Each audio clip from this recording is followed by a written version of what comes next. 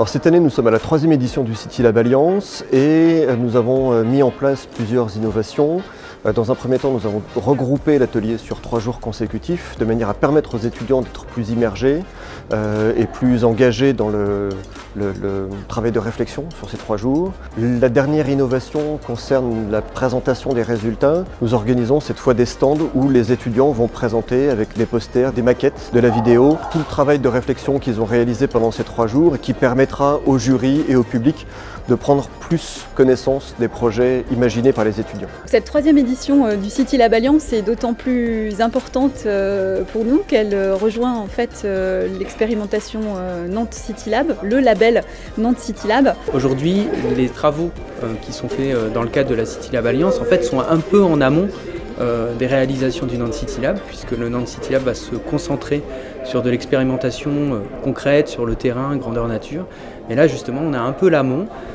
Donc c'est parfaitement complémentaire de travailler dans cette dynamique. Pour le groupe Réalité, la participation à ce City Lab 2018 est très importante pour nous puisque ça permet de réunir plusieurs forces vives aujourd'hui et plusieurs étudiants pluridisciplinaires qui réfléchissent à créer des nouveaux concepts avec des prismes et des visions totalement différentes pour enrichir les projets sur lesquels on travaille. Je sens les étudiants très productifs, ils ont plein d'idées, beaucoup d'idées d'ailleurs, c'est plutôt le sujet d'essayer de se recentrer. On sent qu'ils ont envie de changer les choses, donc je suis enthousiaste et très positif et très pressé de voir le résultat. Les étudiants, je les trouve très impliqués, ils sont exactement au niveau où on les attendait, dans la réflexion, entre guillemets disruptés par rapport à nos modes de pensée, nous classiques, au niveau de l'eau et de l'assainissement et des déchets et de la ville en général.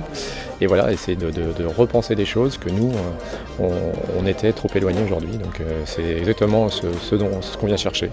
Il y a beaucoup d'informations qui arrivent, donc ils doivent un peu emmagasiner tout ça, de comprendre un peu quelle est l'entreprise, quels sont nos enjeux. Et puis après, c'est assez intéressant, c'est qu'il y a ils viennent de différents horizons avec différentes spécialités, donc c'est des regards assez nouveaux. Cette 2e journée est consacrée à la formalisation des idées, à leur exploration dans des dimensions, dans des localisations. Et chaque équipe aujourd'hui est en train de préciser en fait, les premières idées de manière très concrète. J'interviens avec une casquette plutôt protection des données. J'essaye de les faire réfléchir justement sur la notion de privacy by design et donc de prendre en compte les questions de vie privée dès le début de leur projet et de ne pas se dire qu'on va voir ça à la fin. C'est enrichissant parce que en fait, c'est assez court et assez condensé et ce qui fait que ça nous oblige à se pousser un peu dans les retranchements vis-à-vis des délais, des timings et de pas étaler un projet et c'est ça qui est vraiment intéressant je trouve. On sort un peu du cadre scolaire où on résout des équations, machin, on fait des programmes et on se met un peu dans le cadre professionnel où on est tous autour d'une table avec une thématique. Il n'y a pas de vrai et faux et nous on se met tous à travailler pour résoudre le problème. Mon plus gros ressenti c'est ça, c'est que le travail qu'on fait là a une vraie valeur ajoutée qui sert. Donc ça c'est plutôt motivant. Personnellement, déjà, ça va m'apporter de nouvelles connaissances, de nouvelles approches aussi, parce qu'en étant un architecte, on a plus une approche de l'espace. Donc là, ça y est, on arrive à la fin de 3 jours de City Lab, 3 jours intenses pour les étudiants, mais aussi pour les entreprises. Tout ce hackathon vient apporter une dimension un peu autre et puis avec un regard complètement neuf sur des sujets qu'on traite quotidiennement. Ça nous permet d'enrichir des concepts auxquels on avait pu déjà penser.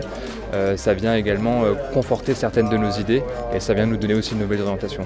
Eh bien, je les sens très motivés, avec des regards différents et du coup, c'est des échanges. Donc voilà, ça fuse de tous les côtés et c'est très intéressant, c'est dynamique. En tout cas, moi, ça me motive et ça me donne vraiment envie du coup de faire partie du groupe.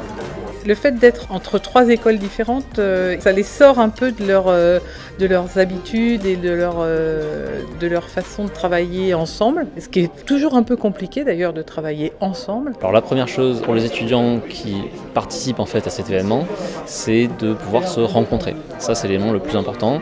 L'ingénieur découvre le manager découvre l'architecte, etc. Et ça c'est vraiment une chose que nous on veut au sein de l'Alliance, c'est le point de départ de notre activité.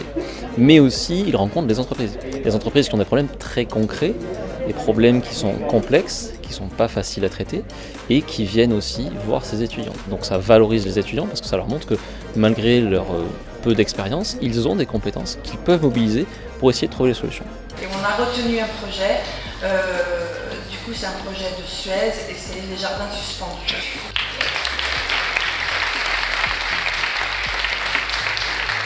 Je Je suis très contente parce que c'est vrai qu'on a bien bossé tous ensemble et ça reflète vraiment l'esprit de l'équipe. Et cette hybridation des compétences, c'est mérité, je pense, pour mon équipe qui a vraiment très bien travaillé.